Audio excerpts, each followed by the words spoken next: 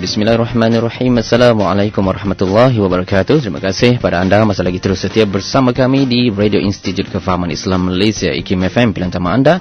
Sebagaimana dijanjikan untuk waktu ini kita bersama lagi dalam meneruskan pertemuan kita untuk rancangan Tahsinul Ibadah.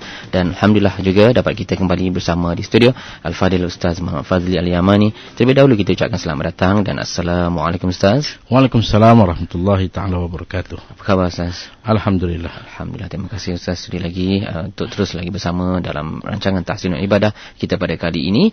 Dan juga tajuk kita akan kita kongsikan sebentar lagi berkaitan perbezaan antara haid dan nifas. Dan kita alu-alukan untuk anda boleh terus tanyakan persoalan yang anda ingin ajukan kepada Ustaz. Boleh terus di talian 03-6205-1500 ataupun SMS ke 39111 dan di Facebook IKIM FM. Sebagai permulaan pendahuluan, kita bersama dahulu dengan Al-Fadil Ustaz untuk memulakan siri kita pada kali ini. Silakan Ustaz.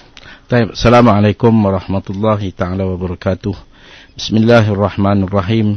Alhamdulillahirabbil alamin wa bihi nasta'in ala umurid dunya waddin. Wa sallallahu wa sallam ala sayyidina Muhammadin khatamin nabiyyin wa alihi wa sahbihi ajmain. Wa la hawla wa la quwata illa billahil aliyyil azim. Alhamdulillah, alhamdulillah. Saya terus mengajak para pendengar Radio IKIM untuk berusaha mencari dan menambah dan meningkatkan mutu amal ibadat kita. Kerana kalau kita beramal dengan mana amal kita seperti biasa, maka dia tidak memberikan apa-apa tarikan. Kita nak amalan kita mempunyai nilai dan mutu yang baik. Kita nak buat yang terbaik dalam kita beramal, kerana amalan yang terbaik inilah yang bakal memberikan kita sokongan besar bila kita berada di alam-alam yang kita akan pergi ke sana. Jadi sebab itu kita sebut tahsinul ibadah, memperelokkan amal ibadat. Bukan tak buat, tapi bagi cantik. Kalau kita berniaga, barang-barang kita nampak cantik, menjadi tarikan. Masakan kita masak bagi elok, orang akan tertarik. Pakaian yang kita jahit, kita jual, bila nampak cantik, orang akan beli. Apa saja kerja buat kita kalau nampak cantik akan memberi satu tarikan. Apalagi kalau amalan kita yang kita buat ini, Allah akan bagi balik kepada kita. Jadi kita akan dapat semula apa yang kita lakukan daripada solat kita, puasa kita, zakat kita. Jadi kita dah tentu suka apa yang kita dapat yang terbaik. Kita tak suka bila satu orang panggil kita dan beri kita sesuatu, tiba-tiba kita tengok apa yang diberi benda yang dah tak elok, dah lusuh, dah lapuk, dah buruk, dah busuk. Kita akan buang, kita rasa begitu hati kita akan meletup, rasa tak senang hati.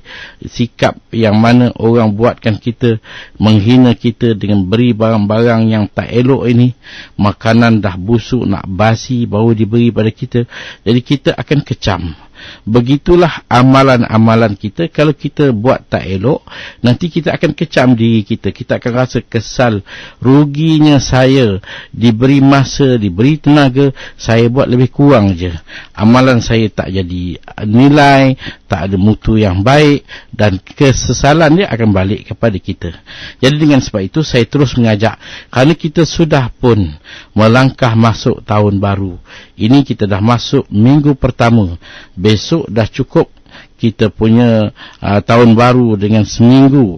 Jadi begitu pantas masa, eloklah sentiasa kita memperbaiki amalan-amalan kita.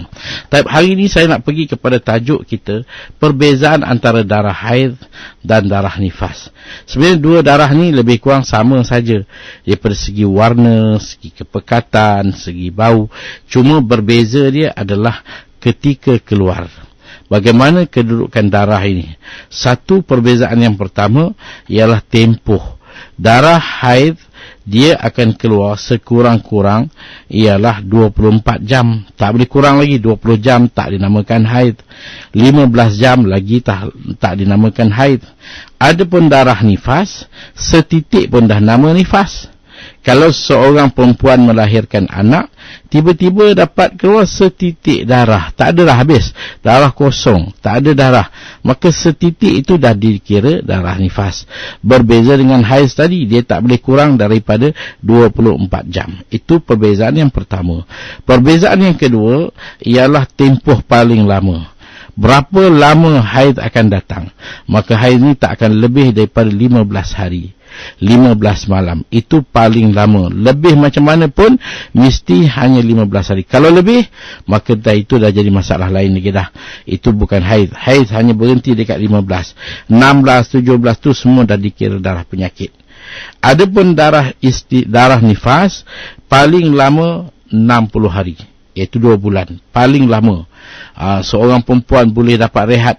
Dia melahirkan anak, kemudian darah terus datang dan datang, maka 2 bulan dia rehat. Dia tak perlu solat, dia tak perlu puasa. Cuma nanti puasa kena qada, solat tak payah qada. Itu perbezaan yang kedua. Perbezaan yang ketiga, kebiasaan. Kebiasaan haid 6 atau 7 hari. Kalau adat orang perempuan biasa, dia tak ada penyakit apa, dia tak ada masalah apa, tabiat atau cuaca tak ganggu dia, maka dia akan datang 6 ke 7 hari. Tiap-tiap bulan akan datang. Jalan betul je. Adapun darah nifas ini, dia kebiasaannya ialah 40 hari. Biasalah, yang banyak kita tengok di sini dipanggil tempoh pantang, 40 hari. Itu kebiasaan. Ada yang setengah tu 50 hari. Ada setengah 30 hari. Jadi kebiasaannya ialah 40 hari. Taib. Apa kaitan ataupun apa kena-mengena dalam perkara darah haid ini yang kita boleh libatkan dengan hukum-hukum yang lain? Ada beberapa perkara. Pertama, darah haid boleh menentukan balighnya seseorang. Bila datang darah haid menjadi asbab atau menjadi titik mula darah yang datang itu sebagai usia seorang itu sudah baligh ataupun sudah mukallaf. Dia bermula daripada 9 tahun atau 16 hari ke 9 tahun. Bila datang darah, maka ini petanda bahawa perempuan ini atau anak ini sudah pun dikira baligh. Adapun darah nifas, dia tak ada kena-mengena dengan baligh. Itu yang pertama. Yang kedua, darah haid ini juga akan mempunyai kaitan dalam masalah di mana iddahnya perempuan apabila dia diceraikan suami. Maka setiap perempuan yang bercerai dalam 2 keadaan. Satu, perceraian dengan cara talak. Satu, bukan dikata perceraian tapi berpisah dengan cara mati atau meninggal dunia. Kalau si perempuan, seorang perempuan, dia telah berlaku perceraian dengan suami dia, kita tengok keadaan dia. Kalau dia bercerai dengan mana mereka ni tak pernah bersama, baru selesai angkat nikah, elok nak duduk bersama, tiba-tiba macam mana kes, berlakulah pergaduhan. Bila pergaduhan, suami dah tak boleh nak kawal, dia lepaskan talak. Aku talak engkau ataupun aku cerai kau dengan perkataan yang membawa kepada talak, maka tertalaklah isteri tadi, tetapi dia tidak ada iddah. Dia tak ada iddah kerana dia tak pernah bersama. Dia dah habis. Maknanya dia tertalak pada tengah hari, petang tu nak kahwinlah.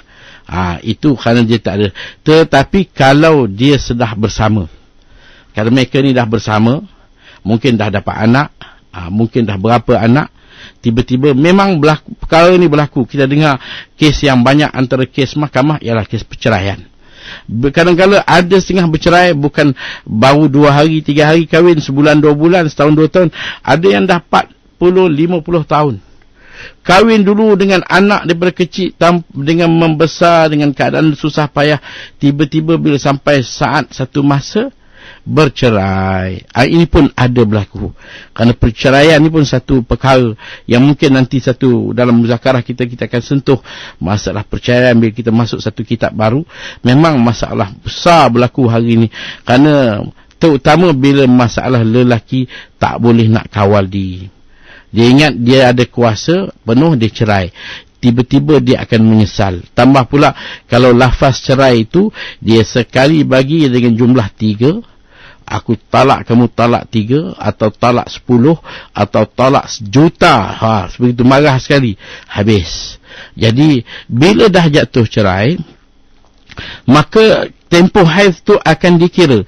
Kerana bila berlaku perceraian, kalau dia sedang mengandung, maka senang, tempoh iddah dia akan tamat dengan melahirkan anak. Tengah hari bercerai, petang beranak, dah malam tu dah boleh kahwin, dah tak ada masalah. Tapi kalaulah dia tidak dalam keadaan mengandung, maka di sini dia akan kira tempoh haid untuk kita jumlahkan 3 kali bersih. Kalau dia dalam keadaan haid, dah haram, jatuh talak, tapi perbuatan tu haram ke atas suami yang membuatkan tempoh perceraian, tempoh iddah akan menjadi panjang, berlanjutan ke tempoh yang membuatkan perempuan terganggu dan terseksa. Walau bagaimanapun, cerai ini mempunyai talian dan mempunyai hubungan dengan masalah haid. Kerana akan dikira nanti bila dia dicerai. Kalaulah di dalam keadaan bersih, maka dikira 3 kali bersih. Macam mana nak kira 3 kali bersih? Iaitu bila ada di tengah-tengah sana beberapa kali haid yang datang. Bersih, haid, bersih, haid, bersih. Datang haid, maka barulah dia telah tamat iddah. Dan inilah yang Allah buat bagi manusia. Kita tak boleh nak kahwin suka-suka. Kalau perempuan yang kita suka ni, dia sedang menjadi isteri orang, haram kita ganggu dia. Haram kita menawarkan apa-apa. Awak mintalah cerai dengan suami awak tu, kahwin dengan saya senang. Tak boleh. Itu suatu yang haram. Sehingga kan kalau dia dalam iddah pun, kita tak boleh sekali-kali nak menyebut saya bakal suami kamu menunggu. Secara bahasa langsung, tasrih, itu tak dibolehkan. Jadi apa lagi kalau isteri orang, itu suatu yang tak boleh. Kalau dia seorang single, seorang yang tak ada siapa, itu kita nak, orang kata bahasa sekarang, nak mengorat ke, nak buat apalah, nak minatkan dia, bercakap, pujuk, saya bersedia untuk bela kamu, bina masa depan kamu. Itu tak ada masalah. Pandai-pandailah kita jaga pantang larang yang dinyatakan oleh syarak, supaya jangan kita langgar. Jangan nanti kita bersuka-suka keluar berdua-duaan, berpetang-petang makan minum sebelum nak kahwin ni. Kadang-kala kita dah siap sana sini. Itu yang ada berlaku banyak. Terlanjur, belum kahwin, lesen belum ada, dah ada isi. Itu nanti satu masalah pula. Jadi dengan sebab itu saya nak sebut bahawa masalah haid mempunyai pertalian dengan iddah. Adapun nifas tidak mempunyai apa-apa ikatan dengan iddah. Akhir sekali, perbezaan dalam masalah haid dan nifas. Haid ini paling kurang tempoh dia boleh menggugurkan solat. Paling kurang tempoh haid boleh menggugurkan solat. Kenapa? Kerana paling kurang haid ialah 24 jam. Kalau betul seorang perempuan datang 24 jam, bermakna 5 waktu solat dia tak kena solat. Adapun nifas, sekurang-kurang nifas tidak akan menggugurkan perintah solat. Sekurang-kurang nifas dia setitik. Kalau datang setitik, maka lepas tu bersih. Zuhur masuk, kena solat zuhur. Asar masuk, kena solat asar. Walaupun dia baru saja bersalin. Kita kata memang nak bangun dengan tenaga yang telah banyak diperah tadi. Walau apapun kamu kena solat. Sebab nifas kamu hanya datang sekurang-kurangnya setitik. Lepas setitik tak ada langsung. Ditunggu punya tunggu, tak ada. Maka itu semua adalah tempoh yang dia kena melakukan solat. Jadi ini perkara yang saya sebut sebagai perbezaan dia. Kita ada satu tajuk lagi yang berkaitan dengan haid dan nifas ni, tapi kerana masa saya rasa cukup untuk saya terangkan perbezaan 5 perkara tadi, iaitu sekurang-kurangnya ialah 24 jam bagi haid, setitik bagi nifas, paling lama 15 hari bagi haid dan 60 hari bagi nifas, kebiasaan 6 atau 7 hari bagi haid dan 40 hari bagi nifas. Hukum yang mempunyai kaitan ialah baligh dan juga penyusunan iddah untuk seorang yang bercerai. Kalau dia dicerai oleh suami ataupun kalau suami meninggal, maka di sana pun ada iddah dia, iaitu 4 bulan 10 hari.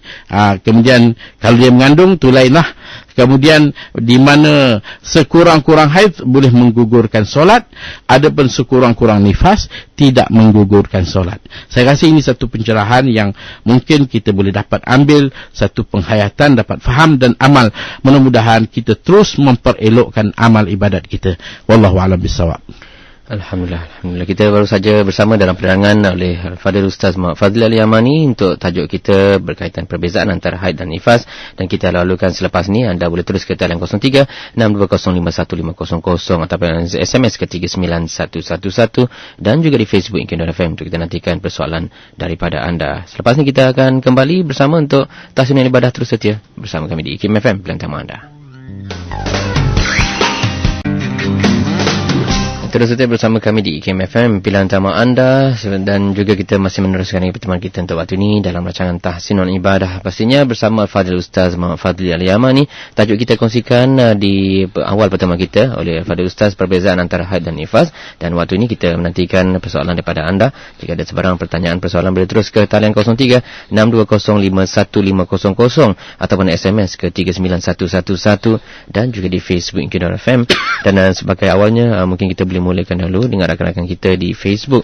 Waktu ini daripada rakan kita Syukri, mana katanya mungkin Ustaz boleh berikan penerangan perbezaan di antara ada 8 warna haid katanya. Mungkin Ustaz boleh ceritakan. Sebenarnya warna haid ini ada 5 saja. Tentang kedudukan warna, memang daripada masalah haid ini, kita kata kita baca daripada 3 sudut. Pertama warna, kedua mengenai dengan kepekatan, yang ketiga mengenai dengan bau. Jadi warna dia ada 5 warna. Warna yang paling keras sekali ialah warna hitam, kemudian merah, kemudian coklat, kuning, dan warna yang agak kurang, iaitu macam kita kata nak koko sikit, yang nak akhir. Ini 5 warna. Jadi dia tidak menjadi syarat, macam kita selalu sebut, bahawa air darah yang mengalir langsung, darah sentiasa banyak, tak ada.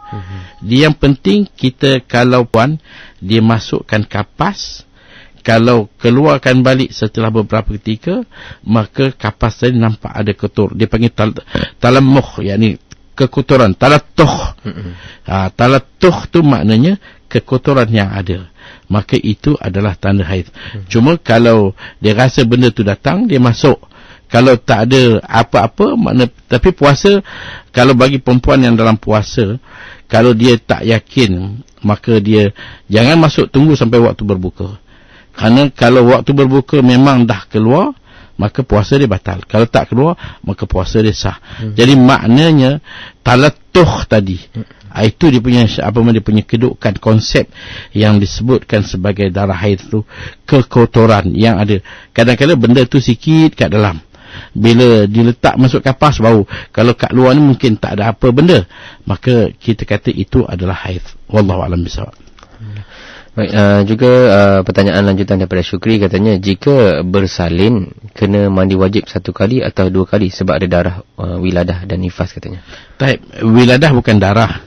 Wiladah ialah melahirkan anak. Sekali mandi cukup kalau dengan melahirkan anak dan ada darah.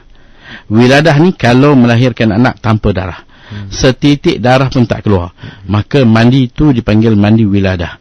Tapi kalau kita melahirkan anak dan kemudian ada darah walaupun setitik, maka mandi itu dipanggil mandi nifas. Maka itu adalah suatu mandi, cukup niat saja ke mandi hadas besar, itu dah cukup. Alhamdulillah. Baik, seterusnya Ustaz, daripada kita juga di Facebook, katanya apakah cecair kuning yang keluar selepas haid itu termasuk dalam haid, dan apakah jika seseorang itu telah bersih setelah didatangi cairan putih dan kemudian didatangi semula cecair kuning katanya. Kuning ini antara warna daripada warna-warna darah haid. Dia masih lagi, kita kata memang sufrah, itu antara warna dia. Kalau darah tu warnanya kekuningan, maka itu adalah kita nak bersih putih. Putih ni ialah masuk kapas, keluar putih. itu bersih. Kalau ada kekuningan pada kapas tadi, itu masih dikategorikan bahawa dia masih dalam haid. Baik. Dan juga seterusnya di Facebook lagi kita bawakan waktu ini, katanya Nabilah Hanisah, saya pernah bertanya pada seorang wanita yang mengandung, sudah 2 kali mengandung, tapi pada 2 bulan yang pertama dia didatangi haid pada masa dan tempoh yang sama seperti sebelum mengandung, cuma darahnya sedikit berbanding biasa. Jadi soalan dia, adakah haid ataupun itu darah lain? Kerana jika haid dia tidak boleh solat lah katanya. Memang kita kata sesuatu yang tidak boleh dinafikan. Seorang yang dalam ketika tempoh mengandung, kalau datang darah dengan sempurna syarat, boleh kita kata darah itu sebagai darah nifas, walaupun dia sedang mengandung, boleh jadi darah. Sebagai contoh, darah itu datang tak kurang daripada 24 jam dengan warnanya kehitaman, maka itu adalah darah haid walaupun semasa dia mengandung.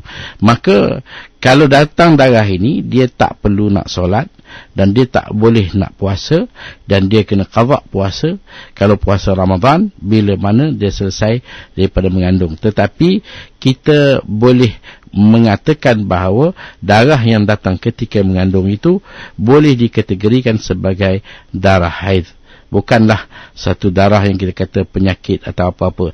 Tapi kalau darah datang tak cukup 24 jam, 20 jam saja, lepas tu dah berhenti habis, sampai bersalin tak ada darah lagi dah, maka 24 jam tadi itu adalah darah penyakit dan bukan darah haid. Kalau dia tak solat, dia kena qada solat. Kalau dia tak puasa, dia kena qada puasa. Baik, kita tinjau di SMS, ada beberapa lagi persoalan daripada rakan pendengar kita. Nur katanya, apakah hukum kutip hasil tanaman dari tanah Baitul Mal? Kerana setiap tahun saya membayar cukai tanah katanya. Ini tajuk dia. Kita cucuk tanam tanah Baitul Mal, kutip hasil, kita kena minta keizinan kepada tuan tanah. Walaupun kita yang bersusah payah, kita cucuk tanam, tanah ni kalau bukan hak kita, air dia pun kita tak boleh ambil. Dia panggil tanah pula, tanah Baitul Mal ni dia harta orang Islam, dia panggil harim. Tanah harim ni kita yang kata saya dah bajakkan, saya dah semai, saya dah letak baja, saya usaha dengan titik peluh saya. Ya, tetapi bukan tanah kamu. Jadi tanah kita ni, sehingga kan air tanah tu, air yang keluar daripada tanah tu, kita tak boleh pakai untuk ambil wuduk. Kalau kita tak ada air nak ambil wuduk, ada air itu je, air lain tak ada, tayamum, jangan pakai air itu. Tak boleh. Jadi maknanya kalau tanah Baitul Mal, kita mesti dapatlah apa-apa. Kadang-kadang Baitul Mal mungkin dia lambat usaha dia ada satu perancangan setempoh, mungkin di pihak pewajib benarkan mana kita tahu kalau ada aduan pun dia tak ganggu dan dia biarkan, mungkin tak ada masalah. Kita rasa dia anggap selagi belum dia bangunkan tanah tu, siapa nak buat apa buat, maka itu lain hal. Jadi ini semua kita kena rujuk kepada majlis agama atau Baitul Mal, apa sebenarnya yang ada pada tanah itu. Wallahu a'lam bishawab. Baik, Hindun Hussein katanya, dalam masa edah perceraian, adakah belanja dalam edah tu boleh ditentukan oleh suami atau mahkamah, Ustaz? Baik, kalaulah katakan perceraian tu berpunca daripada siapa? Kalau berpunca pada isteri, maka itu tak ada apa nafkah. Tapi kalau berpunca pada suami, perceraian berlaku, maka dalam tempoh kita tengok apa bentuk perceraian dia. Kalau dalam tempoh mana, kerana kita ada dua, satu dipanggil talak raj'i, satu lagi dipanggil talak ba'in.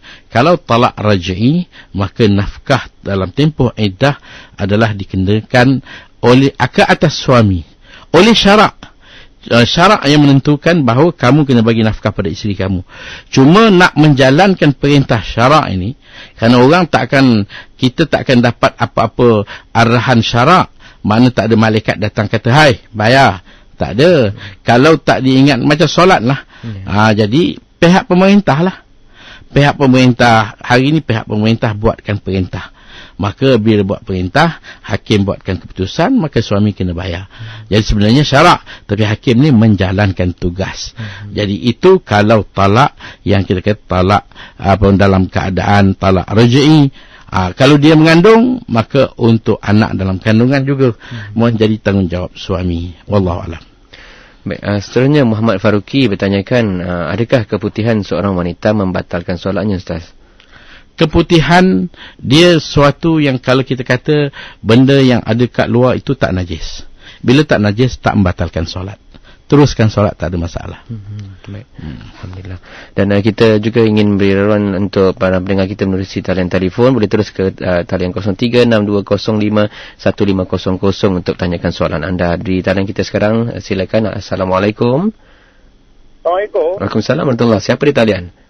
Saya Syah daripada Johor Bahru. Silakan soalannya. Okey, Ustaz. Assalamualaikum, Ustaz. Saya nak tumpah tanya sikit lah. Pasal apa? Saya sekarang kerja sebagai pemandu peribadi kam pengawal peribadi kepada seorang majikan bangsa Cina. Okey, yang masalah sekarang ni, saya punya majikan tu dia suka pergi ke tempat masaj, tempat urut lah, dan lagi satu ke tempat perjudian. Adakah saya selalu bawa dia pergi ke tempat-tempat macam tu lah. Adakah ni dikira sebagai saya bersubahat sekali, dan bagaimana dengan pendapatan yang saya terima dalam ni? Terima kasih. Terima kasih. Okey, sama-sama. Wassalamualaikum. Tapi kalau kita tengok, kita bekerja, kerja kita ni kadang-kala mempunyai kaitan dengan masa, ataupun kerja kita berkaitan dengan satu urusan tugasan, buat satu benda. Jadi kalau dalam tempoh kerja, bos kita ni dia minta hantar sana, hantar sini, bawa saya sana, bawa saya sini, kita bawa ajalah. Kita tak tahu apa dia buat kat dalam. Memanglah dia pergi tempat judi, mungkin di sana dia jumpa kawan dia. Kita tak masuk. Kalau dia kata mai join sama, duduk tengok saya, bagikan saya macam mana, tu lain lah. Dia pergi ke tempat judi, tak semestinya dia main. Kita tak tahu. Kita, tugas kita driver, kita bawa majikan kita, waktu tugas kita, pendapatan kita halal. Kita bukan menyokong dia main judi, tak. Kita tak tanya, tuan, bos, macam mana, ada untung ke judi? Kita tak ada maksud, tak ada membantu dia, tak ada memberi dia idea, tak menyokong dia. Kita hanya bawa tugas kita, hantar dia ke setempat. Dia kata hantar saya pergi sana, hantar dia. Hantar dia pergi sana, hantar dia. Jadi dia nak urut ke, dia nak apa, kita tak tahu. Bukan suatu benda yang kita kena ikut dia sehingga kita nak tahu, tak. Kita buat tugas. Jadi hasilan yang kita dapat gaji bersih, tak ada masalah. Dia bukan dia, kita tahu dia kalau seorang pemilik kepada kita kata tempat-tempat hiburan, ataupun dia pemilik kepada syarikat buat arak katakan, itu kita dah memang jelas. Tapi kalau dia sebagai satu syarikat import ekspor, ataupun pembinaan, ataupun apa usaha rezeki yang kita nampak jelas dalam Malaysia ni yang bukan Islam, jadi bos-bos kita kerja dengan mereka, tak ada masalah. Kita tak boleh kata kerja mesti dengan orang Islam je, bukan Islam tak boleh, tak. Banyak orang bukan Islam kerja dengan orang Islam, begitu juga orang Islam kerja dengan bukan Islam. Itu satu perkara biasa. Jadi rezeki pendapatan yang ada di sana adalah halal. Dia minta hantar saya ke Genting, kita tak tahu apa dia buat ke atas, tak payah kita nak ambil tahu pun. Kita kerja, kita tunggulah dia habis selesai, bawa balik, tak ada masalah. Cukup bulan kita dapat gaji kita halal, bersih. Kita memandu, kita tak bawa dia pergi merompak. Dia kata saya nak pergi merompak bank, tertolong hantar, itu tak. Saya nak pergi bunuh orang, saya nak pergi judi, kita tak tahu. Jadi kita hanya ingat tugas saya hantar ambil, cukup bulan saya dapat gaji itu bersih. Kalau kita jelas tahu, memang kita nampak dia nak merompak, dia nak membunuh orang, kita tahu agenda, kita nampak pistol, itu kita kena jagalah.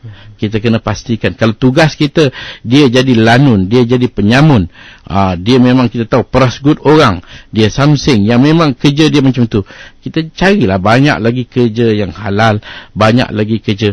Tak semua majikan bukan Islam yang buat kerja tak senonoh.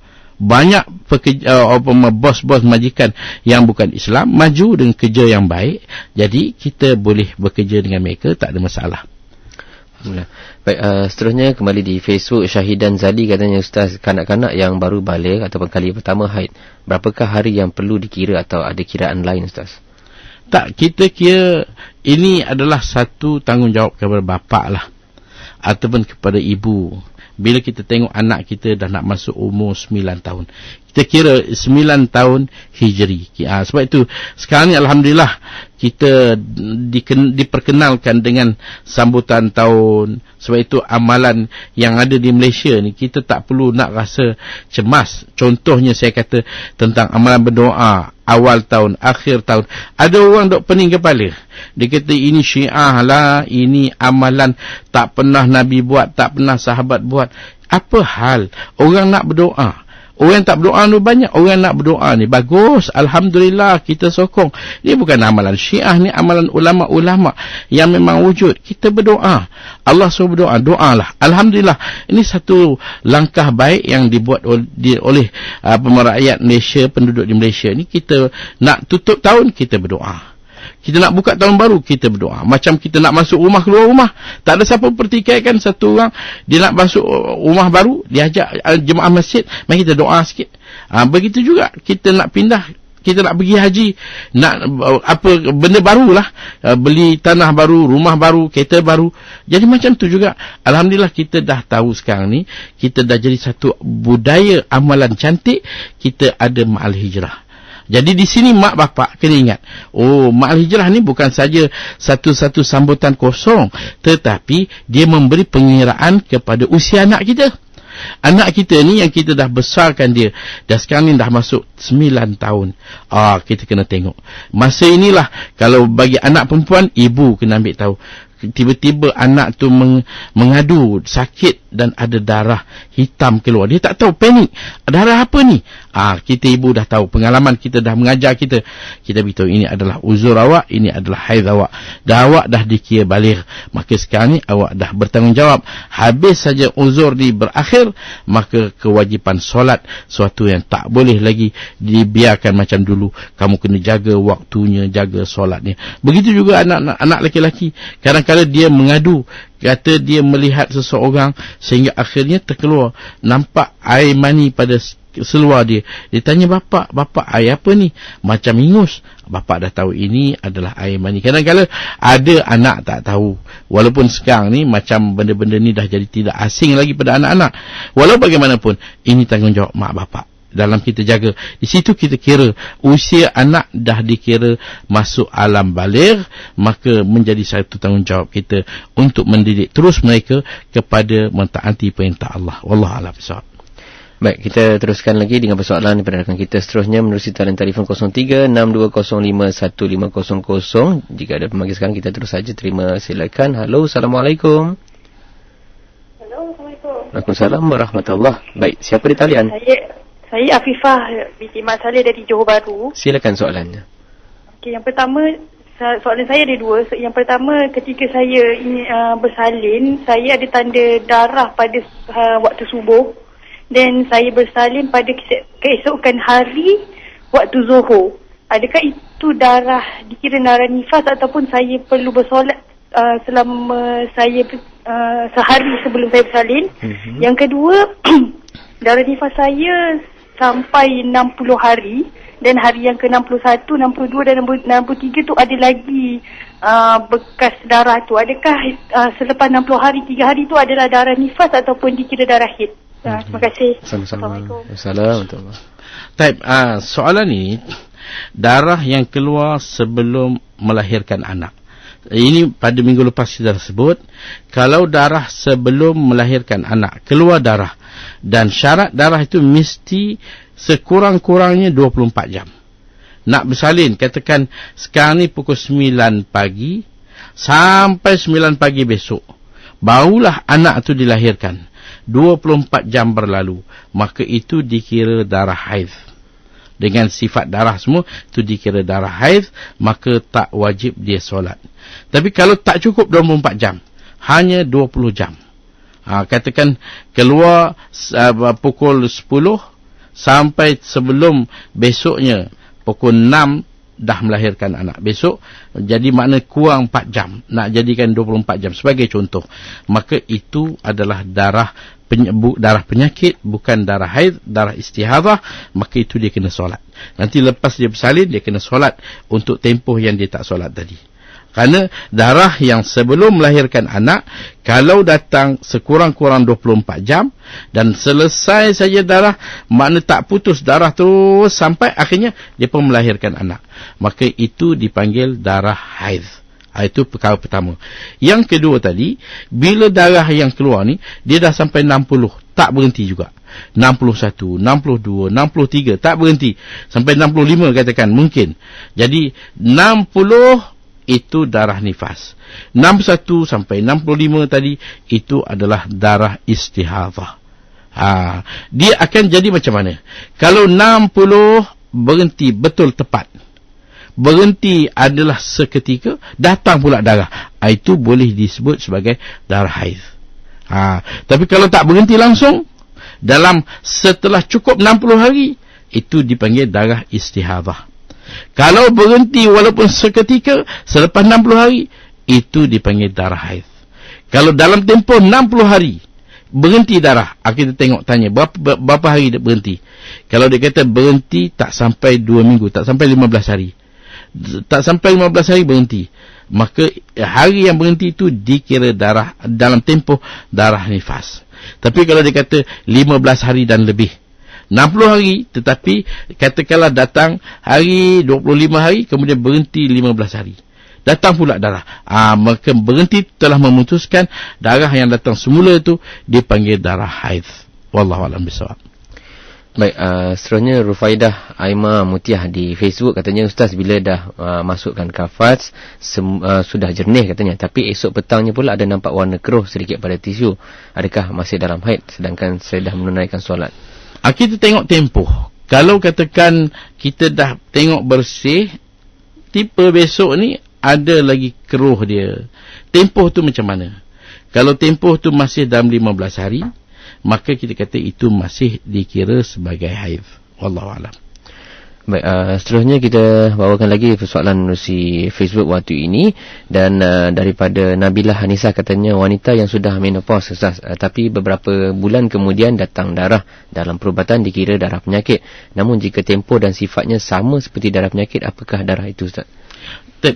Berhentinya haid, menopause ni, berhenti haid ni, dia sekarang ni di Malaysia saya dengar lah bahawa mengatakan ada perempuan yang telah berhenti lebih awal. Mungkin sebab banyak sangat ubat-ubat yang dia nak merancang supaya tak banyak kandungan, jadi membuatkan darah tu telah berhenti lebih awal. Umur belum sampai 60 darah dah berhenti. Maka sebenarnya darah ni dia akan berhenti kalau ikut jangkaan awal. Kalau dia datang biasa tiap-tiap bulan datang 62 tu adalah akhir. 62 dah akhir. Kalau datang juga lagi, memang tak berakhir lagi lah. Tapi selalu 62 tu akhir. Jadi kalau belum sampai 60 lagi, baru 56, 57 darah dah berhenti. Tiba-tiba masuk 58 datang darah. Walaupun bila cek doktor kata ini awak punya penyakit, tetapi ada persamaan dengan darah haid. Segi tempoh dia, segi warna dia, maka itu dikira haid. Walaupun dah putus, datang semula. Bahkan bukan kata 50 lebih, 62 tadi yang dah putus. Kalau datang semula, 63 datang, 67 datang, maka itu dengan sifat dia, maka itu masih lagi dikategorikan sebagai darah haid. Wallahualam. Kita juga ingin terus dapatkan lagi untuk persoalan-persoalan daripada rakan-rakan kita, dan juga kita nak kembali di Facebook. Waktu ini Fatimah Ismail katanya, Ustaz, macam mana kalau kita dah bersih haid, lepas bersama suami haid datang semula, adakah kita berdosa katanya? Kalau kita dah berhenti haid, yang penting kena mandilah. Mandi itu wajib, kalau tidak tak boleh buat apa. Kerana orang yang dah berhenti haid ni, dia hanya boleh dua je. Pertama, dia boleh puasa. Katakan haid berhenti sebelum sahur, tak sempat mandi, akhirnya subuh dah masuk, maka puasa boleh teruskan walaupun tak mandi lagi. Yang kedua, kalau dah katakan dia haid dah berhenti, belum mandi lagi, suami dah bergaduh dengan suami ceraikan dia, maka perceraian itu masuk dalam perceraian yang panggil talak sunnah, yang tidak dikategorikan berdosa dan haram dan akan bermula tempoh dia. Maka itu saja dua benda yang boleh berlaku. Jadi kalau katakan perempuan ni dah mandi, tiba-tiba dia dah bersama dengan suami, lepas itu keluar pula darah, Dan kita tengok tempoh tadi, dalam tempoh mana? Kalau dalam tempoh lepas 15 hari, masuk hari ke-16, maka datang darah, itu darah penyakit. Tapi kalau dalam tempoh 15 hari itu, maka itu mungkin darah haid, boleh datang, dia berhenti sekejap. Ini yang kita akan bincang pada minggu depan, tentang berputus-putus ni. Apa nak buat dalam tempoh bila mana darah berhenti, kemudian darah datang, berhenti datang, putus-putus. Ini kadang-kadang mengelirukan, dan ini kita perlu pada satu pencerahan, insya-Allah. InsyaAllah. Alhamdulillah.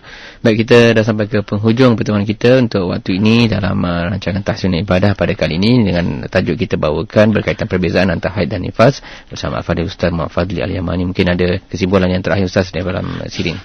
Jadi apa yang saya nak sebut ialah tentang kepentingan yang bukan hanya kepada perempuan yang kita kata menjadi sasaran kepada haid, nifas, mereka datang haid, datang nifas, tetapi kita bagi suami ataupun bagi bapa perlu juga memahami masalah ini, kerana perkara ini adalah berkaitan dengan ibadat kita. Kita nak hidup supaya hidup kita sentiasa berlalu masa dengan ibadat kita pada Allah. Inilah maksud yang Allah jadikan, wa ma khalaqtul jinna wal insa illa liya'budun. Tak aku jadikan jin dan manusia melainkan untuk ibadat. Makna ibadat ni mengenal Allah dalam erti kata yang sebenar, dengan akidah yang betul, dan mentaati perintah Allah SWT. Jadi mudah-mudahan saya mengajak para pendengar Radio IKIM untuk sentiasa tingkatkan usaha dalam menaikkan mutu amal kita, insya-Allah. Wallahu a'lam bishawab. Alhamdulillah. Kita ucapkan banyak terima kasih pada Al-Fadhil Ustaz. InsyaAllah kita bertemu lagi di waktu mendatang dalam siri Tahsin Ibadah. Terima kasih Ustaz. Jumpa lagi. Assalamualaikum Ustaz. Waalaikumsalam warahmatullahi taala wabarakatuh.